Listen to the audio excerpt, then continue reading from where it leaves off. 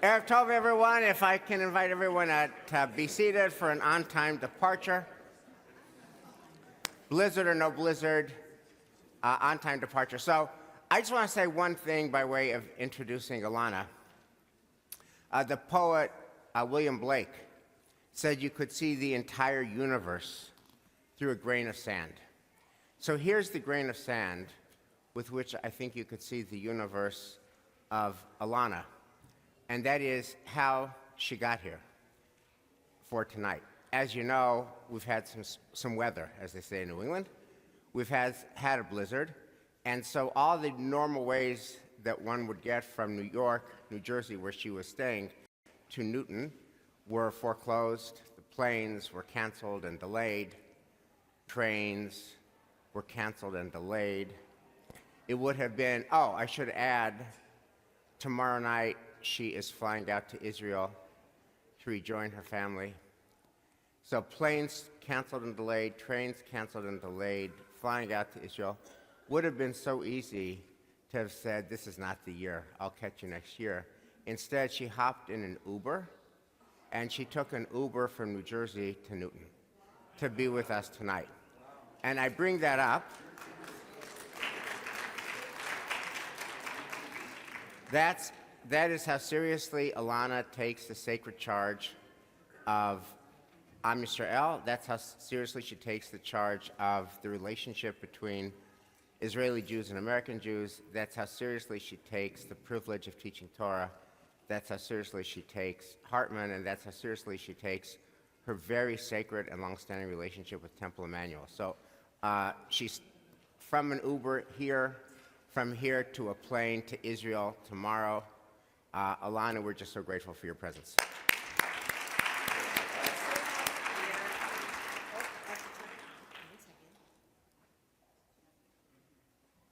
I'm so happy to be here. Thank you. And one clarification before I begin. I did not pay for that Uber. Does anyone have a proper source sheet for me? Not the official. So first of all, as Rabbi West said, I love the Temple Emanuel community, and I relish the opportunity to come back here, and I want to thank Amy, because she and I talked yesterday, and I said, tell me, like, what's the Boston lens for what's going on weather-wise? And she's like, no big deal, it's fine. So I said, okay, great, let's do it. So I want to thank Amy for being such a stalwart partner in this. Okay, so I want to start with a story, really a letter. The letter comes from the Jews of Jerusalem and is written to the Jews of Alexandria, Egypt. And it is written anywhere from maybe 15 years after the Hanukkah story happens to maybe 50 years after the Hanukkah story happens. And the letter is asking the Jews of Alexandria, who have a pretty thriving, independent Jewish community, to please observe Hanukkah. Because this is such an incredible, momentous miracle that happened for the Jewish people. True, it happened in the land of Israel. True, it happened in our temple. And by the way, you have your own temple in Egypt. We know, Temple of Onias. True, you weren't really involved, but this affects all of us. And we really want you to keep this. We want you to keep this so much that we're going to give you other reasons to keep it besides for the actual Hanukkah miracle. There was a fire, a sacred fire that Nehemiah, when he returned to rebuild the second temple, found on that same day, the 25th of Kislev. Can you believe it? You should observe Hanukkah every year. Now, why would the Jews of Alexandria not observe Hanukkah? Well, let's start with this. A, didn't really happen to them. Didn't. It's a Israel-centered, Judea-centered story. B, they really did have their own temple. They had look it up. They had a temple called the Temple of Onias that was likely created because the priests who were not Hellenists didn't really like what the priests who were Hellenists were doing to the temple. So they left, or maybe ran away and started their own temple. Also, I don't know if you know, but the Maccabees, not always so beloved by everyone. In fact, some people thought they were a little too militaristic. Some people thought they were a little too about their own power. So why should we, living in Alexandria, be doing Hanukkah? Now, it seems like the Jews of Alexandria at some point must have adopted Hanukkah. Must have, I say, because I don't know. We don't know. But they must have adopted Hanukkah in some way. And I want you to think about the parallel, okay? The Jews are in Persia in the time of the Purim story, and they send letters because of this incredible happening that they were saved from sure genocide. They send letters to Jews throughout the realm, that includes Jews in Judea, and they say, you should keep Purim every year. Well, what are the Jews in Judea doing at that time? Well, I'll tell you what historians think they were doing at that time.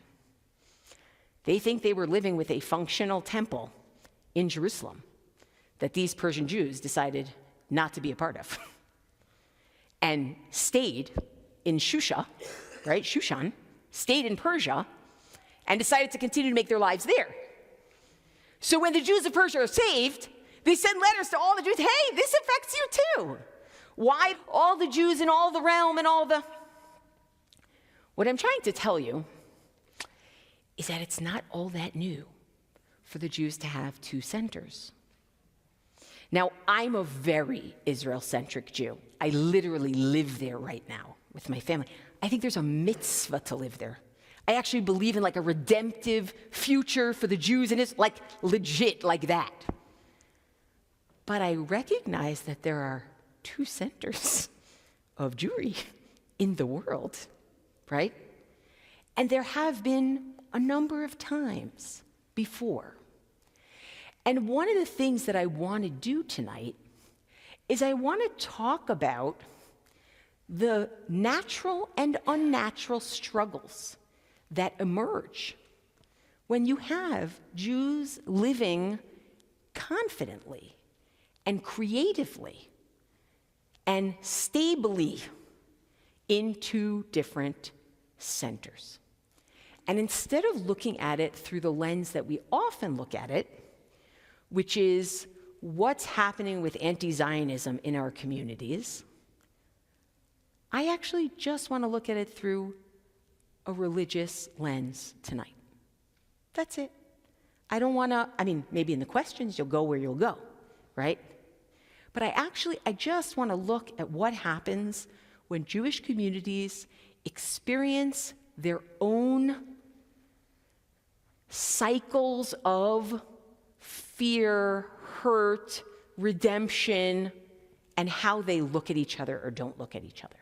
Sound like something we can do? Amazing. Are you bought in? I had you at Temple of Onias. I saw it.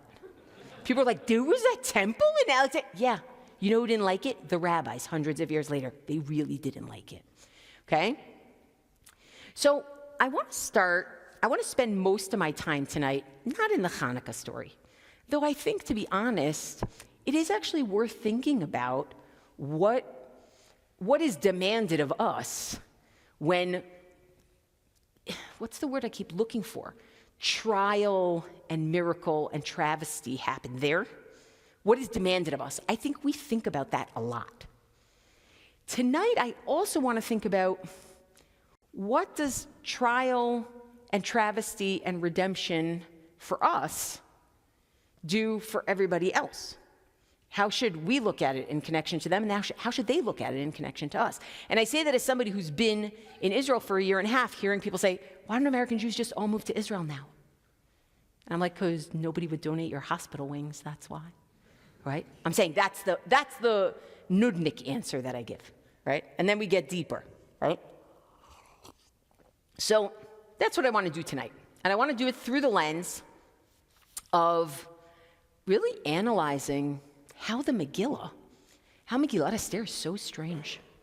It is an incredibly strange book.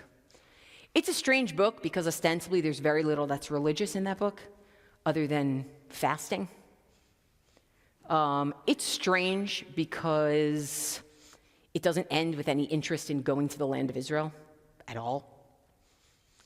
It's a strange book. It's also interesting to see the way that the rabbis interpret and understand Megillat Esther hundreds of years later, sort of betraying, well, what do we do with a book that's so clearly diasporic and so clearly doesn't have any religion in it in an ostensible, explicit way? Well, what do we do with that book?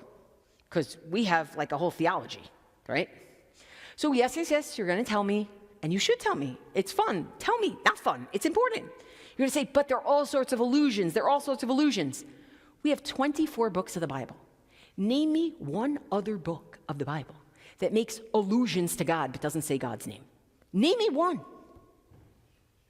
Name me one, right? Okay, you want to tell me Shir HaShirim? You want to tell me Song of Songs? Great. I'm not sure that the rabbinic interpretation of Song of Songs is necessary, right? Keep going. What else do we have?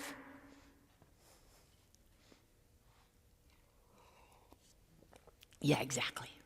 You see what I'm saying? So we're rabbinic Jews. We're not biblical Jews. Those are other Jews. We're rabbinic Jews. So I don't mind saying this is what the book looks like on the face of it, and this is how we interpret it rabbinically. But I want to feel the struggle between them. Okay? I want to compare the story. Name me some characters that you might readily compare Mordecai and Esther to in the biblical story. Who comes to mind? And I'm going to make it easy. Jewish viceroy in a non-Jewish country. Joseph, amazing. Okay, here's a harder one. Nice Jewish boy in this case. Nice Jewish girl living in the palace in Persia, or what actually used to be called Babylonia. Harder one. I know, is everybody like shifting in your seats? Anybody here named Daniel? Daniel, okay? I want to take a few minutes to compare the stories, and I want you to sort of jaw drop for a minute and say, oh, wow, this is kind of a strange book. It is kind of a strange book. So let's start. You have on your sources, we can look at the comparisons between Joseph and Esther that I think are very simple. They're very straightforward, right? And don't worry, I will get to politics eventually. But that's not the in, you know what I mean? Okay.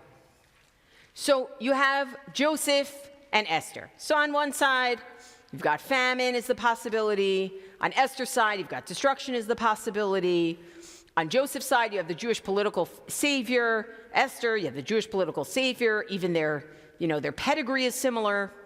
This, I love, the conditions for salvation are met before in a tragic manner, meaning essentially the personal bad, like Joseph getting sold into slavery, like, Esther having to be in the king's harem, ends up creating the conditions for salvation for the collective in a good way, right? But I wouldn't say it's like a happy story for those individuals. It's not necessarily a happy story. The hero is elevated through the behavior of other royal officers, right? Could be Mordecai telling of the plot of Bigtan and Teresh to kill Ahasuerus. It could be the Sar HaMashkim and the Sar HaOfim, the butler and the baker in the case of Joseph, right? We have the hero revealing their true identity at some point in the story to the king, both Joseph and Esther, and the hero remains embedded in foreign government, okay? There's a lot. You can look in the Midrash in Breshit Rabbah. It's going to do more of that for you. But I actually want to say more about what there is not. I want someone to please tell me why it is that Mordecai did not bow to Haman. Can anyone tell me? Does it say that in the text? Jews only bow to God. Right. We have no idea why he didn't bow to him. Doesn't say. Can somebody tell me why Joseph won't sleep with Potiphar's wife when she tries to seduce him? What did you say? Good, he says it's not ethical. And you know what he says? He adds, V'chatati le'Elohim. That would be a sin to God. I'm God-fearing. Isn't it interesting when you compare the two? And by the way, there is a purposeful comparison. In fact, the way that the Megillah tells the story is, and it was day after day when Haman came out, Mordechai wouldn't bow. And of course, with Yosef, it was day after day that she would try to seduce him, and he wouldn't. And yet in one of them, God's name is right there, and the other one, By the way, somebody said this to me, and I think this is remarkable. Said, with a name like Marduk, which is like a Persian Babylonian god, maybe actually Mordechai has no idea why he doesn't bow down. He just knows Jews don't bow down, so I don't bow down. That I thought was magnificent. I was like, oh, actually, that's a something, right? That's a something. So we don't know. Now, of course, the rabbis in the Midrash, they say, we know why Mordechai didn't bow down. He didn't bow down because Haman is making himself into some sort of idol, and we don't bow to idols. Meaning, they interpret it as religious. In the text itself, I have no idea. I have another one. Let's talk about Daniel. Does anybody know, the book of Daniel is not exactly like a popular book in the Jewish people. Has anybody ever read the book of Daniel? Yeah? No? Has anybody here ever seen that Mel Gibson movie that's like a lot in Aramaic? No? Oh, we don't like Mel Gibson, so we wouldn't do that. Right, for sure. Also, I think that movie's about us, but in a bad way. You know what? Scratch it from the record. So nobody here has ever watched a movie in Aramaic, is what you're telling me. Reading the book of Daniel is like watching a movie in Aramaic. It's like half in Aramaic. That's why we don't learn it. But the beginning is so actually accessible and amazing. The beginning, and this isn't in your sources yet. We haven't even gotten there. I can't just read source after source to you. We have to tell you a story, okay? At the beginning, Daniel is basically, he's a captive in the Babylonian king's palace. And he says, listen, me and my friends, Hananiah, Mishael, and Azariah, we eat kosher. We're not going to eat what the king is feeding everybody else. We would like you to give us hemp to eat. Now, I don't know what that tastes like. I imagine like a hemp bracelet where you're, it doesn't sound good. But it's vegan, right? It's vegan. No saturated fat. And they said, I don't think we can do that because the other kids are going to eat the regular food and they're going to look healthier than you, and then we're going to get in trouble. So just do us a favor, give us 10 days, try it. And that's what they do. They eat vegetarian so that they can keep kosher, and they look fine, right? Now, what did Esther eat in Ahasuerus' palace? Everything. What do you think Esther and Shabbat in Ahasuerus? I just want you to imagine. Her name, by the way, means Ishtar, right? It's a Babylonian Persian god name. Okay, what do you think, what does a Shabbat looks like in the palace with Esther's people? We have no idea, right? We have no idea. All we know is that the people taking care of her cared about her and thought well of her and tried to do something special for her, and she had 7 maidens. Now, of course, Rabbinic Judaism looks at that and says, amazing. 7 maidens so that she could count the days of Shabbat and keep Shabbat. We are Rabbinic Jews. We are not biblical Jews, but I want you to feel that change, okay? How about this? And he gave her special treatment. You know what the Talmud says? Well, there's a few different options. But one option is he gave her hemp to eat because she wanted to eat kosher. You see? We really don't know a lot about Mordechai and Esther. We really don't know a lot about them. We know that Mordechai was clearly a name that other people had in that time. And if you look in the book of Ezra and Nehemiah, Mordechai was a name that shows up more than once. But we really don't know a lot about them Jewishly. And now I want you to go to the sources, because now I want to go to the Israel diaspora relationship. What's that relationship? You ready? In number 2, the end of Megillat Esther. By the way, are you still with me? Right? This is kind of exciting to look at it this way. It's kind of nuts. Isn't it? Like it changes your whole everything. Which is why I keep saying we're rabbinic Jews, okay? We're not biblical Jews. We're rabbinic Jews. So take a look at Esther. וכל מעשי תוקפו גבורתו פרשת גדולת מרדכי אשר גדלו המלך הלוהים כתובים על ספר דברי הימים למלכי מדי ופרס. And all the great stuff about Mordechai becoming so great. They're written in the chronicles of Media and Persia. And Mordechai Yehudi Mishneh Melech Achashverosh. He is the vizier. He is the second to Achashverosh. V'gadol Yehudim. He's really big for the Jews. He really helps the Jews. Like Josh Shapiro. Josh Shapiro. He's really good for the Jews. You know, Josh Shapiro. Pennsylvania. Josh Shapiro. Viratsui. I have to have a little fun. Guys, I've been in America for 10 days just speaking nonstop. I have to have a little fun. Okay? Viratsui l'rov echav, and he is beloved among, and rov here means harbe. It means the multitudes. It doesn't mean most. You know, I know we like to do the old joke like, well, most people liked him, but those people in the back didn't really like him. That's not, no. Doresh Tov Amo, he was, trying to look for the good for his people, and I assume that's the Jewish people. V'dover Shalom l'chol zar'o. That's a tough one. He was speaking peace on behalf of his descendants. Let me ask you, how does Yosef's story end? How does Joseph's story end? What does he tell his brothers? What does he tell them? Take a look at 3. Vayomer Yosef el Achav. Yosef says to his brothers, Anochi met, I'm going to die. Ve'Elohim pakod yifkod etchem. God is going to remember you. Ve'hela etchem min ha'aretz azot, and is going to take you out of this land. El ha'aretz asher nishba la'Avraham liYitzchak u'Yaakov, to the land that God promised Abraham, Isaac, and Jacob. Vayashba Yosef et bnei Yisrael lemor, and he makes them swear, Pakod yifkod Elokim etchem v'halitem et atzmotai mizeh. God is going to remember you, and I want you to take me with you when you leave. The end of his story is his heart. Well, here it's like his heart is to the north, right? He's in Egypt. His heart is in the east, right? That's the end of his story.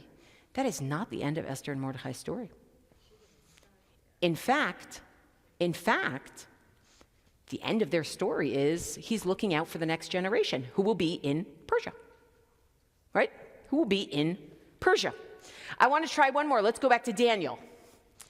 In the book of Daniel, see, here's where the Aramaic starts. Should I do it? Should I read it?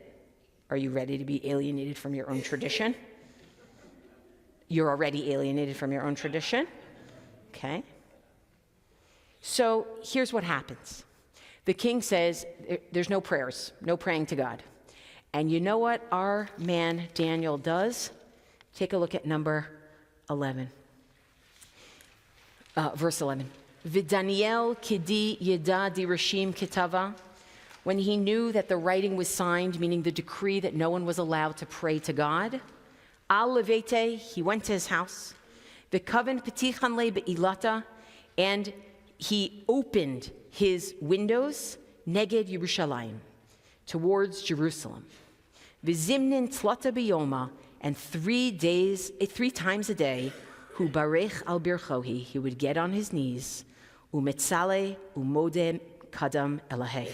He would pray and give thanks before his God, kol kaval dihava avid min kadmatena, as he had done before the decree.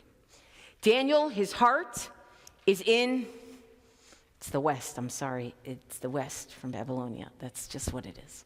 Right? His heart is in the east. You see? How come Esther and Mordechai's heart's not in the east? How come Esther and Mordechai are so in? I want to do one more thing. You ready? Esther as a foil to Pesach, right? How are we doing on time? We're doing good. Okay. Pesach is the 14th of Nisan, but like the 15th of Nisan, like at night, right? Starts at night. So that's Pesach. So I want you to see what happens in number 5.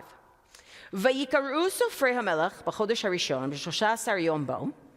There, the scribes were summoned in the first month, that's Nisan, on the 13th day of the month. Vayikatev kechol asher tziva Haman ela chashtar pinei, I was waiting for someone to boo, ela chashtar pinei hamelech ve'ela pachot asher al medina u'medina ve'el serei ha'am va'am medina u'medina kechtava, meaning they wrote down all the things that Achashverosh had commanded to send to everybody. Va'am va'am kilshano, everyone in their language. B'shem hamelech Achashverosh, in the name of King Achashverosh, nichtav nechtam b'tabat hamelech, it was signed and sealed. So you tell me, this is written when? This is written when? On the 13th of Nisan, so the day before Erev Pesach. Everybody's cleaning, and this is what's happening. We're not paying attention because we're cleaning, and this is what's happening, right? And then what happens when Ishloch Sfarim biyad haratzim el kol medinot hamelech, and there were letters sent out with the runners to all of the nations of the kingdom, or the king. Lashmid larug la'abed kol Yehudim minar v'atzaken ta'af anashim b'yom echad, to kill everybody. When? B'shlosha asar l'chodesh shneim asar u'chodesh adar, 11 months later.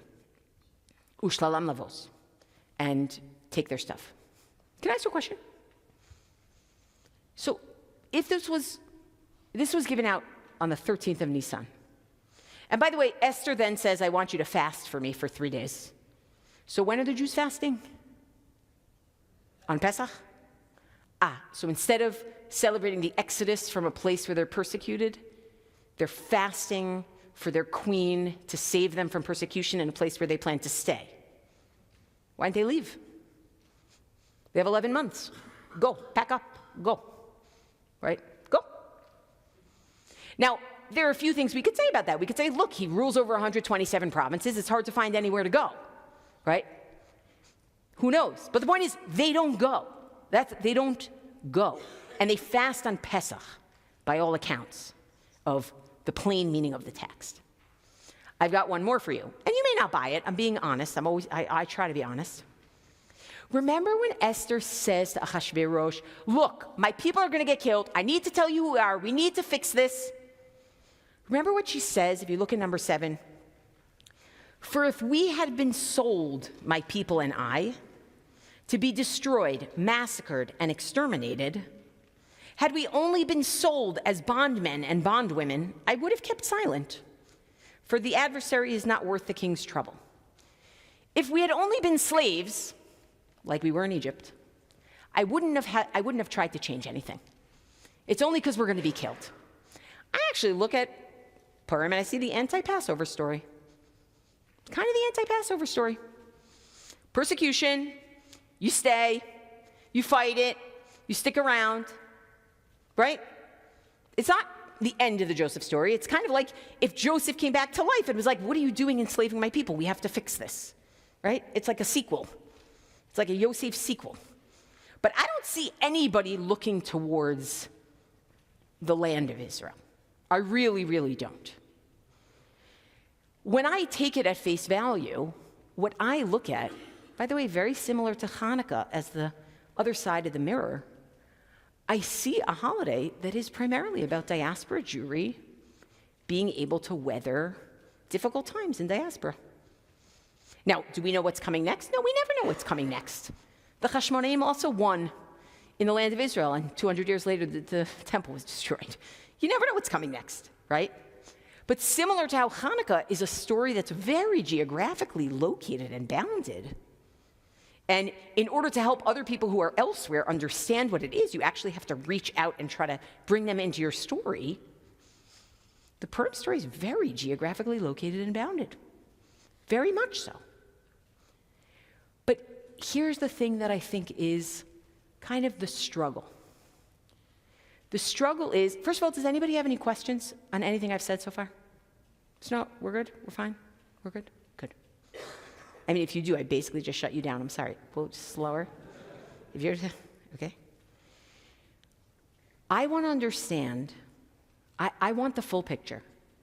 The same way I gave you Hanukkah, there were Jews living in Judea and they were rededicating their temple, and they were saving themselves from the Greeks. And then there were Jews living in Alexandria, and they had their own temple, and they were living a very different life. I want to understand, in the Purim story where it's set, what is going on in Judea. I want to get it. So we actually have something that is a very complicating factor. Take a look at number 8.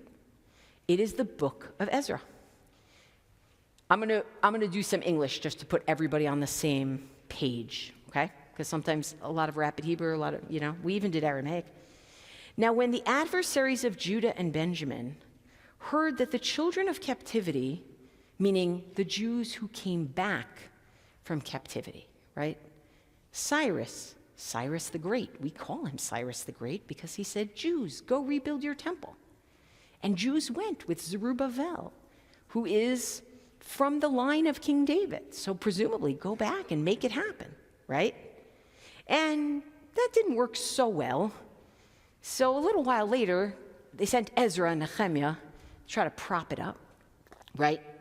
But what happens is the adversaries of Judah and Benjamin heard that the children of the captivity were building the temple unto the Lord. This is in Jerusalem, the God of Israel. Then they drew near to Zerubbabel and to the heads of the fathers' houses, and they said to them, let us build with you. We call these people the Samaritans. In Judaism, it's not good Samaritan, it's bad Samaritan. Meaning, I'm serious, it really is. The Samaritans wanted to build with us and said, oh, no, we're going to build with you because we also seek your God and we also sacrifice to your God since the days of Esarhaddon, king of Assyria, who brought us hither. That was the king of Assyria. That's what he did. He took this group, moved them over there, and this group moved them over there. So at some point, the Samaritans got moved to Judea and started being like, oh, Judaism, interesting, right? So the Jews, Zerubbabel, in number 3, Zerubbabel and Yeshua and the rest of the heads of the fathers' houses of Israel said to him, sorry, you have nothing to do with us to build a house unto our God. We ourselves, we're the people who are going to build our house to our God, the God of Israel, as King Cyrus, the king of Persia, has commanded us, right? And look at this. Obviously, the Samaritans didn't take it well. Then the people of the land weakened the hands of the people of Judah and harried them while they were building, meaning the locals were trying to keep us from being able to build the temple, second temple. And they hired counselors against them to frustrate their purpose. And all the days of Cyrus, king of Persia, even until the reign of Darius, king of Persia, and in the reign of Ahasuerus, our Ahasuerus, the beginning of his reign, they wrote an accusation against the inhabitants of Judah and Jerusalem. And then it keeps going. So basically, I'll give you the split screen for a second. The Jews are in Judea trying to build their temple and having a hard time. And the Jews are also in Persia trying to stay in Persia. Also having a hard time. What's the relationship between these two?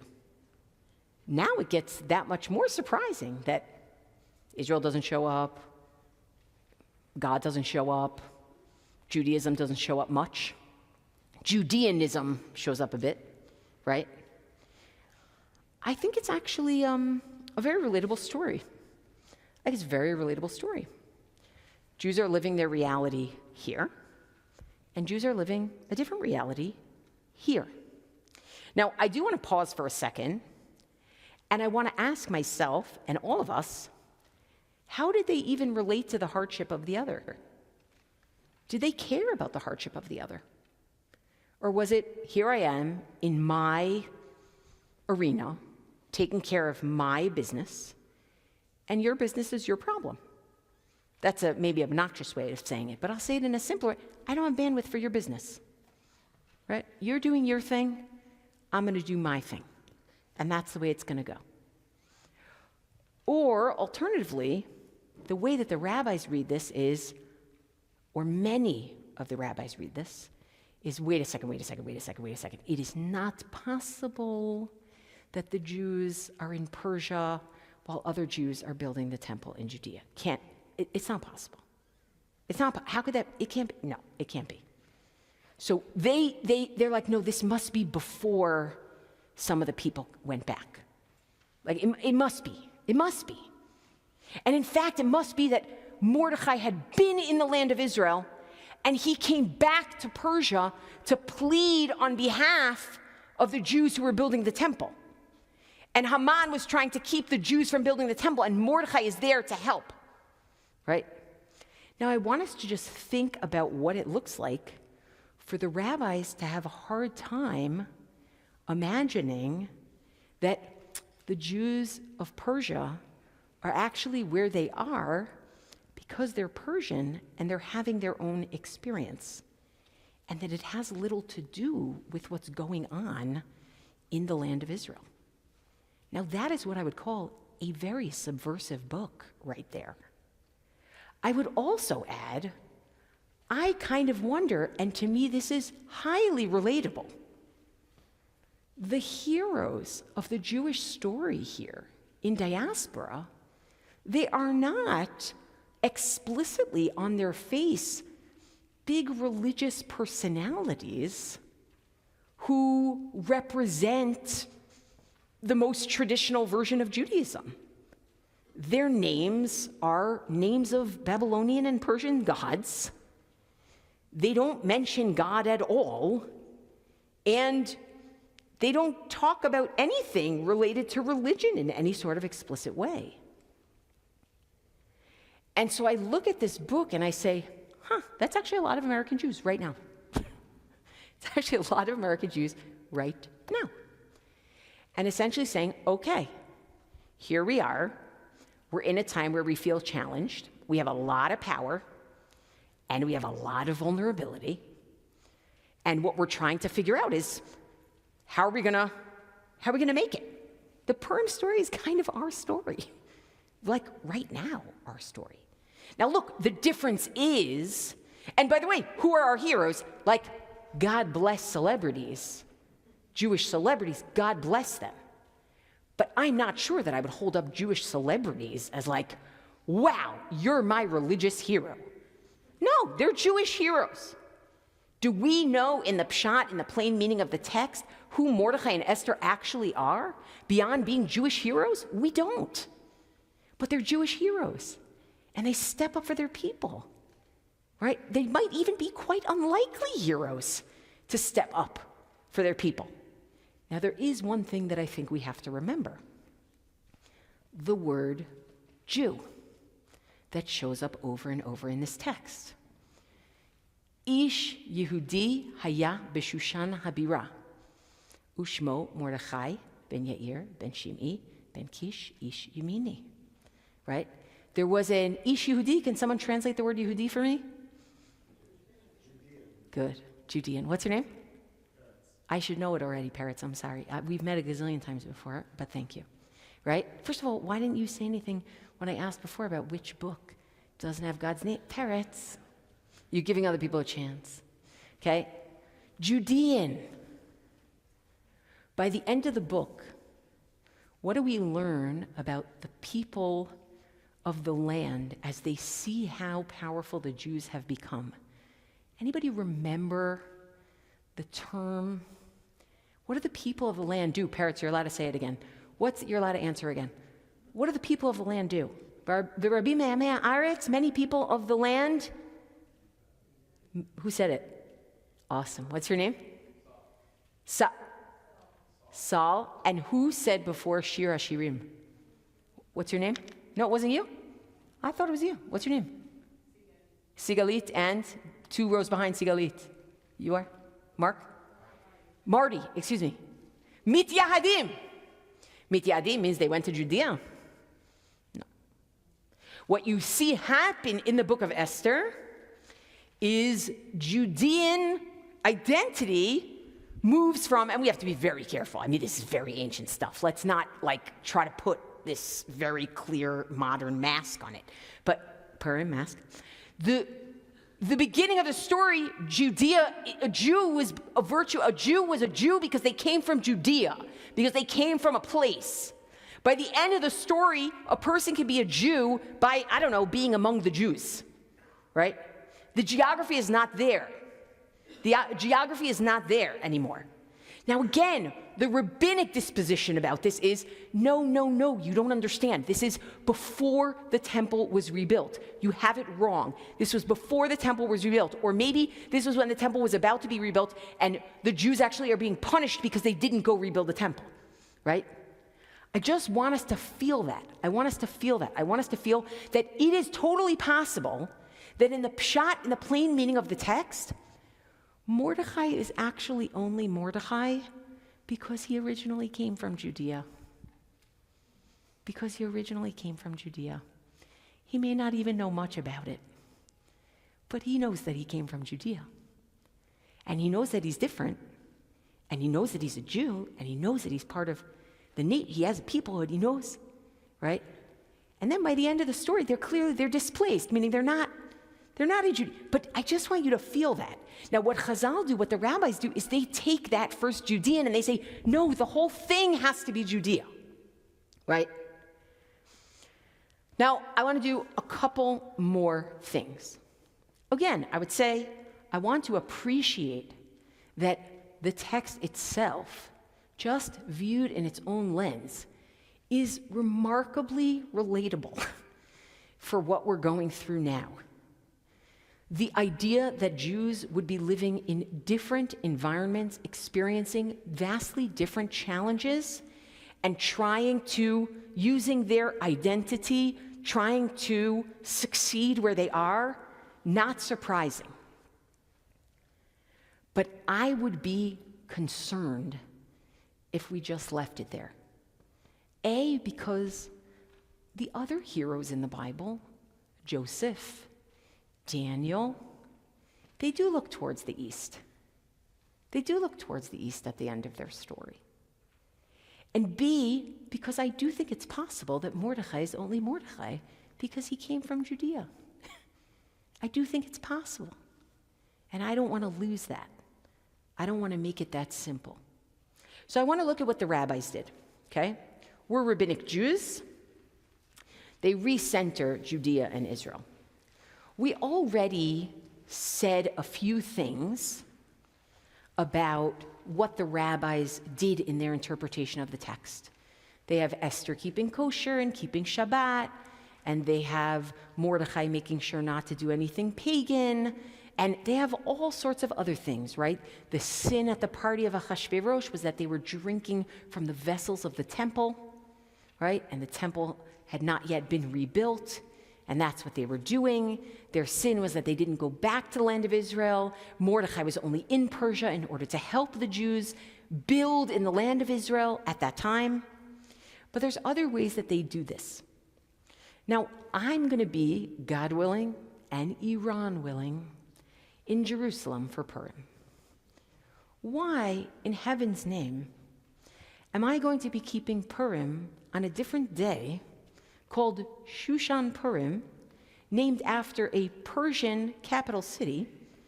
Why would I be doing that in Jerusalem?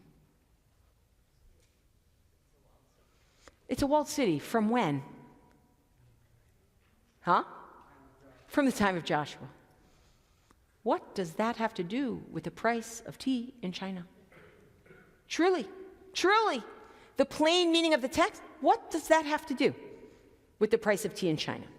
And so what we have in number 9 is, we know, Krachina Mukafin Choma, Mimot Yoshua bin Nun, cities that have been walled from the time of Joshua, the son of Nun, meaning the original conquest of the land of Israel. Korin b'chamisha asar, they read on the 15th of Adar, unlike the others. Kfarim v'ayarot gedolot, korin b'arba'a asar, whereas the villages and the big cities that don't have walls read on the 14th. And so the Jerusalem Talmud asks a very simple question. Why? Number 10 quotes what we just said from the Mishnah. Krachina mukafin choma mimot Yoshua ben Nun korin b'chamisha asar. 15th of Adar, the walled cities read. Rabbi Simon b'shem Rabbi Yoshua ben Levi, Rabbi Simon says, not so good. It's so good. Every time it gets me. Rabbi Simon says, thank you. Why do I have to say it twice? It's so clear. It doesn't even say Rabbi Shimon. It says Simon, like they played the game in Jerusalem. Okay? the Jerusalem Talmud was not written in Jerusalem. Rabbi Simon ben B'Shem Rabbi Yoshua ben Levi says, "Chalku kavod le'eretz Yisrael." They were trying to give honor to the land of Israel. Shayta chareva be'otan hayamim, which at that moment was destroyed. That's how they understand the history of it. They thought it was destroyed at that moment. They didn't think that it was rebuilt yet, meaning the rabbis, most of the rabbis. V'talu otam yemot Yoshua ben Nun.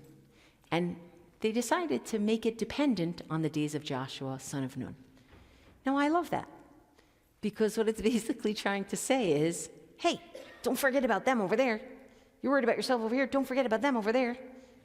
They shouldn't forget about you. They have to keep Purim. They shouldn't forget about you. But don't forget about them. And here's where the struggle comes in. Take a look at number 11, okay? And with this, we're going to, say a few things that I think might arise from this way of looking at the difference between the pshat, the plain meaning of Megillat Esther, and the drash, the way that we understand it rabbinically, okay? And if you want to see a great book on this subject, by the way, my good friend Aaron Kohler, Dr. Aaron Kohler, wrote an incredible book on Megillat Esther, which actually sensitized me to this for the first time. I had never looked at Megillat Esther in this way before. So it goes like this. The Talmud is trying to figure out, why exactly do we read Megillah? Seems out of place. Number 11, Tanu Rabbanan, the rabbis taught, 48 nevi'im v'sheva nevi'ot. There were 48 male prophets, and there were 7 female prophets. Nitnab'u lahem liYisrael, who prophesied for the Jewish people. V'lo pichatu v'lo hotiru al ma shekatuv b'Torah, and they did not take away or add anything written in the Torah, chutz mimikra Megillah, except for the reading of the Megillah. And the Gemara wants to understand why. My Darish, what did they expound? How did they figure out that they thought that this was an okay thing to do? Amar Rabbi Chia bar Avin, Amar Rabbi Yeshua ben Karcha. Rabbi Chia bar Avin says in the name of Rabbi Yeshua, son of Karcha. Well, they modeled it after Pesach. It's not the anti-Pesach, it's modeled after Pesach. Uma me'avdut l'chirut amrinan shira. If we said, Az Yashir at the sea, and we say Hallel for Pesach, from going from enslavement to freedom, Mimital chayim lo kol sheken, shouldn't we also do something to represent our surviving a potential wipeout? So you see what the rabbis just did? Domesticated Purim. Purim's been domesticated. It's not the anti-Pesach. It's modeled after Pesach. It's modeled after Pesach. Modeled after Pesach. But then the Gemara continues and say, you know what? I'm not really sure that's... I'm not comfortable with you comparing those two, okay? So the Gemara says, Ihachi, if this is the case, this is what I always say to people, if you want to know what's really going on in the Talmud, read what the editors did, because they're putting this order together, and they're asking these questions, because it's a conversation, right, that they're creating. Ihachi, if this is the case, then Hallel Nami Nema. If Purim is just like Pesach, you should say Hallel. Well. No, we don't say Hallel on a miracle that happens outside the land of Israel. No. Purim is not as good as Pesach. Can anybody tell me what the logical problem with this is? Correct. Ding, ding, ding. So then the Gemara says, wait a minute. Yetziat Mitzrayim, leaving Egypt, Denes shebachutz la'aretz, which is a miracle outside the land, Hechi Amrin and Shira. So why do you say Hallel for that one? Right? You see it? Okay. Kiditanya, well, it follows this teaching. Until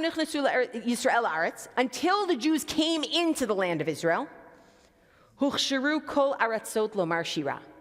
You could say Hallel on a miracle that happened anywhere until the Jews first came into the land of Israel and conquered the land of Israel. People are like, good, we're resolved, we're going to be fine, right? Mishenichnesu Yisrael Aretz, once the Jews came into the land of Israel, lo huchsharu kol ha'aratzot lomar shira. You can't say it on just anywhere. It's only in the land of Israel from then on.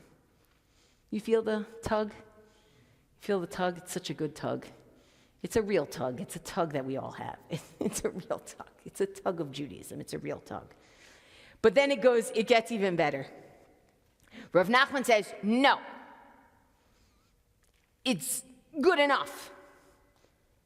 Rav Nachman Amar Kriyata Zohelila. Reading the Megillah is the Hallel for that night and for that day. It is. It's the same. It's the same. And then Rava says, Bishlam hatam, maybe in the case of,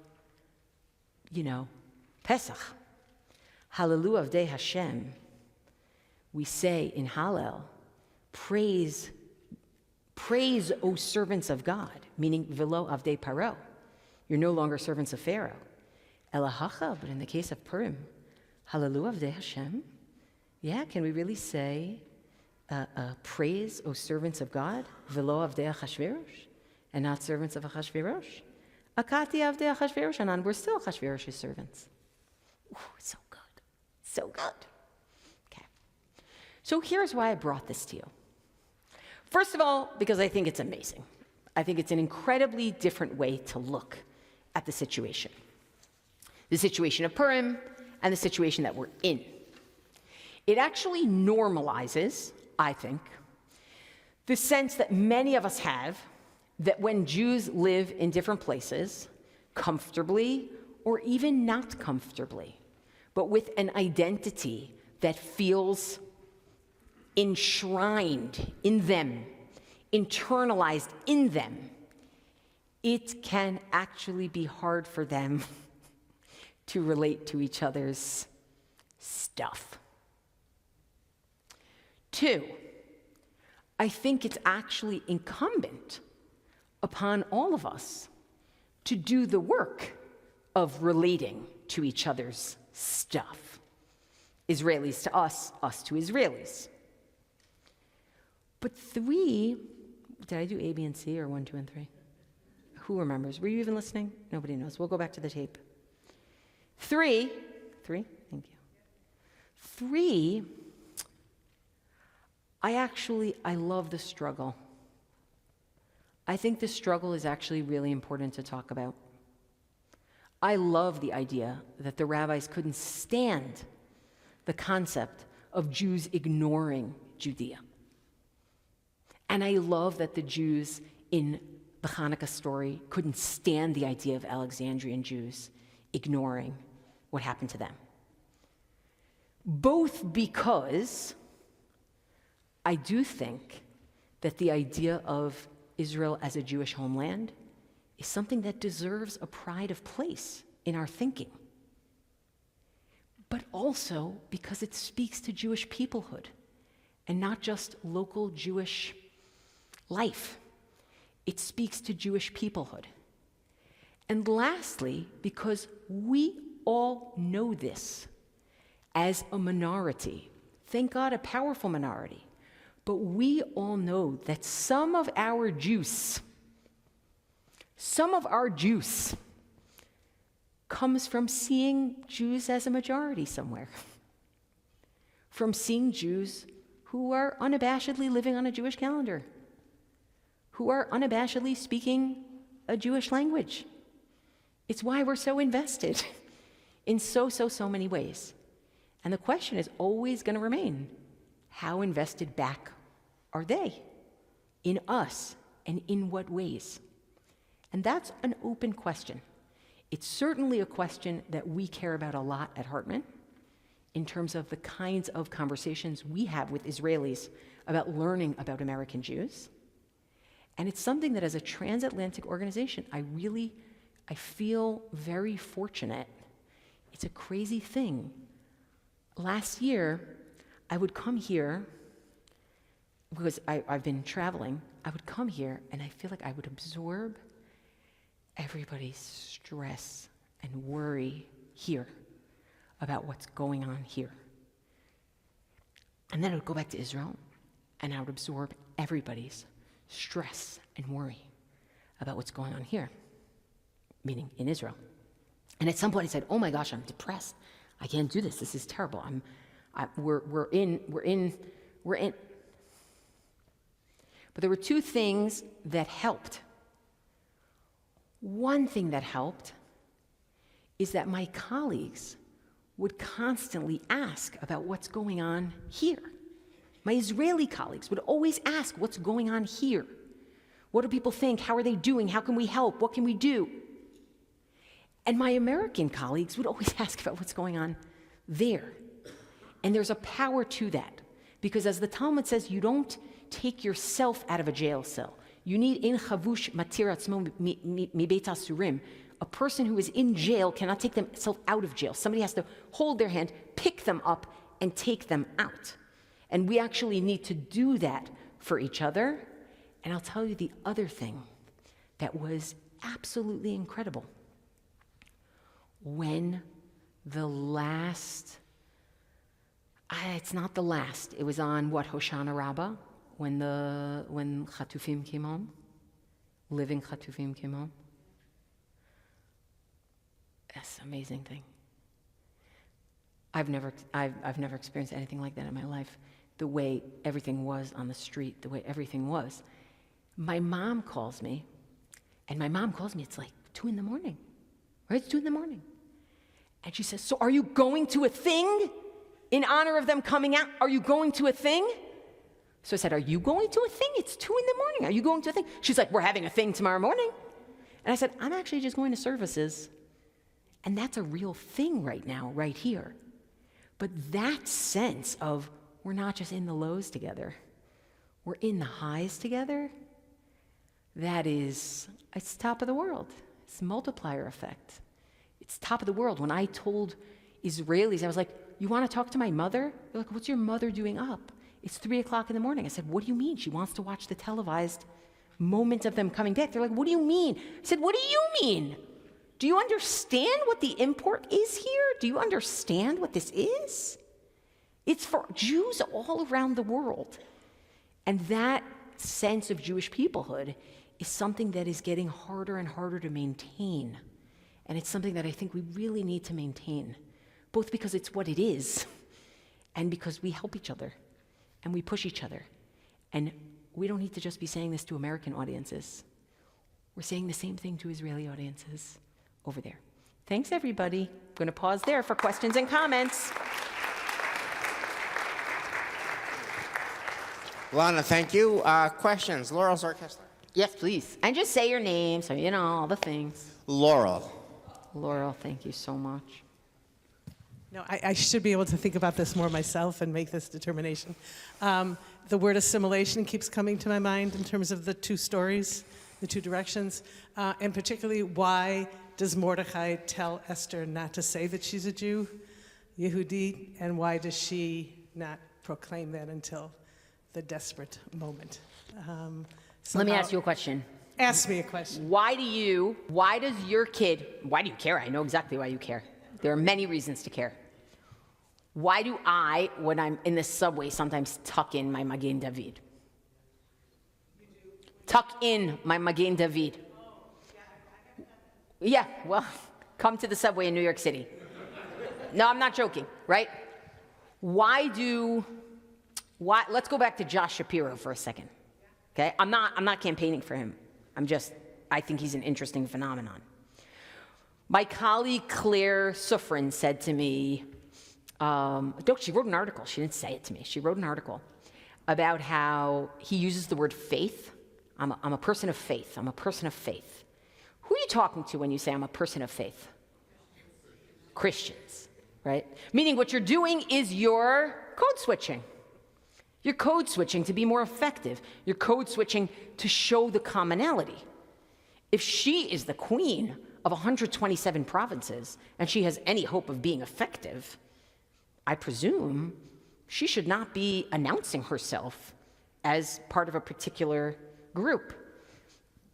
But over time, that's the incredible flip that happens, right? She says, no, I'm here, we're here, and other people say, we want to join you, right? It's a pretty successful story, at least until the next. Is that fair? I love your question. Just something to think about. I don't have the answer, but I have an answer.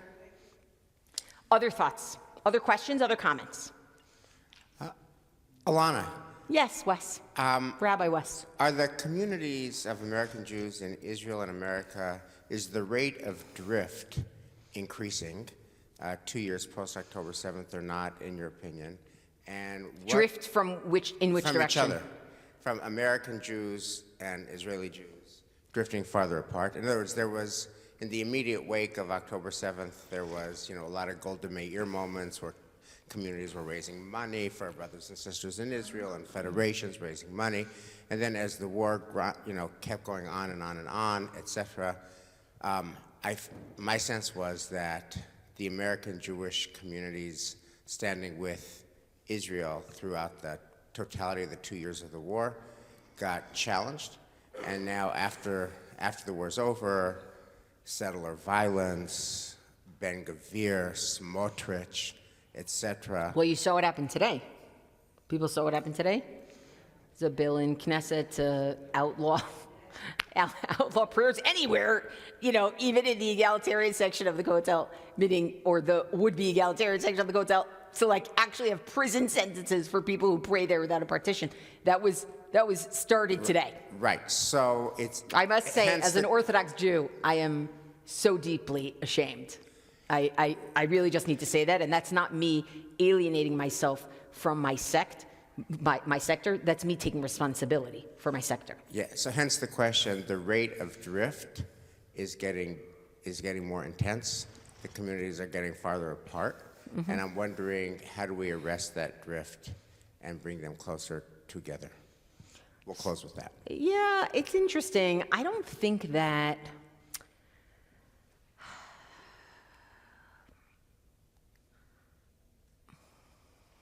I'm gonna think about how to say it. By the way, I'm worried that elections are not going to change anything. That's what I'm worried about. Meaning, who's going to actually win the election? Is it going to be a new government? I'm not sure. I'm going to say this. I am not sure that our model of American Jews supporting Israel is a sophisticated enough model for what's here right now and maybe what's coming. I think that maybe a more sophisticated model is American Jews finding those who they feel are helping in Israeli society to try to make change, to actually be in league with those people. And it's less about but it's more about actually taking a stand, actually being partisan. I think we pretend we're not, and we are, but I would actually like to see, a few months ago, we had our Chazon our Chazon fellows, who are basically, you guys heard them, right? Our Chazon fellows are university students who want to change the world, right? Who want to make a better Israeli society. We decided to bring them here on a tour to here and Toronto and New York for a few reasons. One reason was just to give people reason for hope. That's one.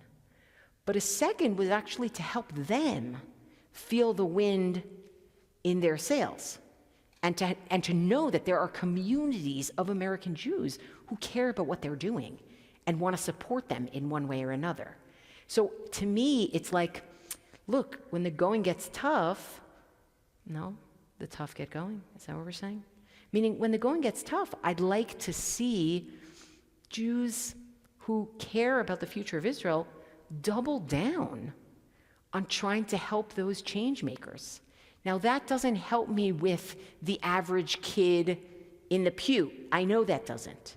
But I really do believe that societal change is the only way it happens. And we need to support people in that.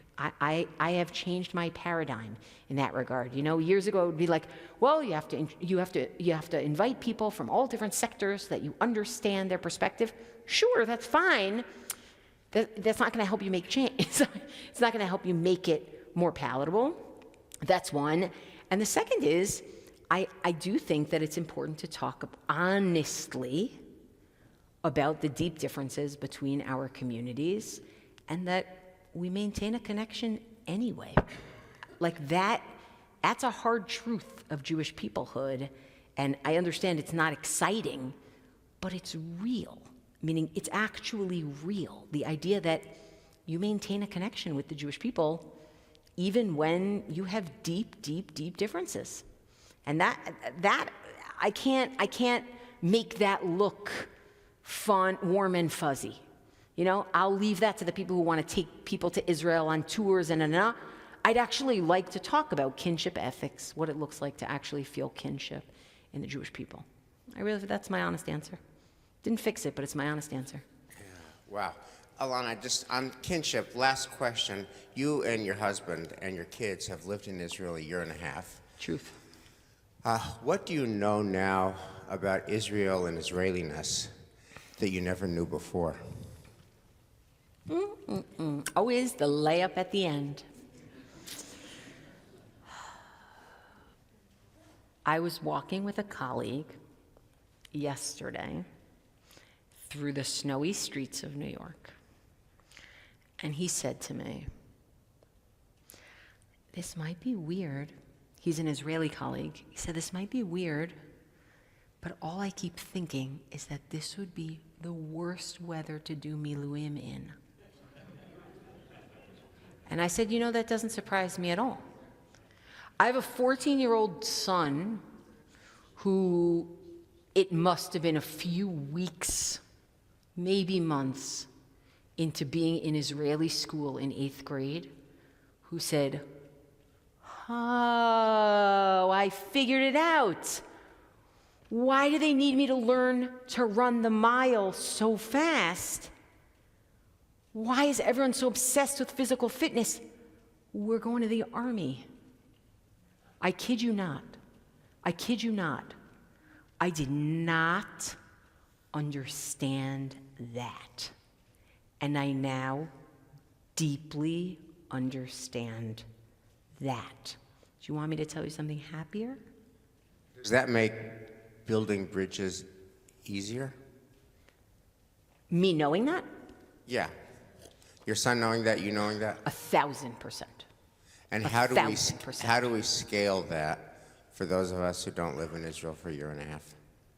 Well, I just want to say, let's talk about what it means to be a society that from the time that a boy is 12 years old, 13 years old, he knows he's going to the army, he knows his friends are going to get killed, he might get killed, he knows, they know, they talk about it, they know, I hear them in my backyard. For some people, they look at that and say, that is a hopelessly militaristic society and I want no part of it. And for other people, they say, holy cow, they're so under the gun in such a constant way, they need our support. So I'm not really sure that that understanding is everything. I actually really think critical thinking is essential. We are in a time where people just, here's my easy version, either of anti or pro. There's no easy version. There's no easy version. It's a country like any other country trying to live, and it's gonna make mistakes, and big ones. And you might not like the people there, and why can't they make a plastic bag that doesn't rip? I don't know. It's a country. And I think that it's not Disneyland. It's not there for our enjoyment. It is there to try to be and to try to live and to try to survive. I think we have to have conversations about it like we do about any country.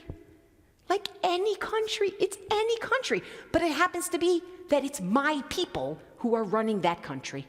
So I'm implicated, but literally any country. Stop putting it on this pedestal. It's not on a pedestal. The land, sure.